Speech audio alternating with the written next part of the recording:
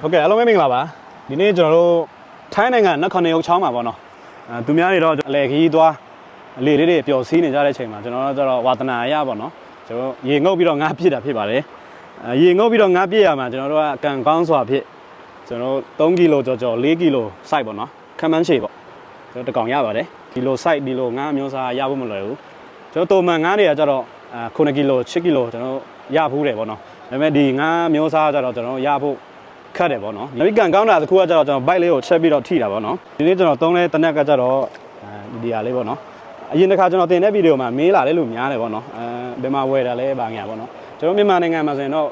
ဝယ်ရတာခက်တယ်။နောက်ပြီးထဲပြန်ရတာလဲကျွန်တော်တို့ဒီလိုမျိုးကကျတော့ဒီလေတနက်ပုံစံဖြစ်သွားပြီဆိုတော့ကျွန်တော်ထဲပြန်ရတာမလွယ်ဘူးပေါ့နော်။နိုင်ငံရေးရှင်နေလည်းမကောင်းဆိုတော့ထိုင်းနိုင်ငံမှာတော့ဝယ်လို့လွယ်ပါတယ်။ဒီထိုင်းဈေးကတော့ကျွန်တော်ဝယ်တော့ဆိုရင်9000ကျော်တယ်ဗျ။9000ကျော်ကအကုန်လုံးနီးပါးကိုကျွန်တော်6000လောက်ပေးရတယ်ပေါ့နော်ဟုတ်ကဲ့အားလုံးကျေးဇူးတင်ပါတယ်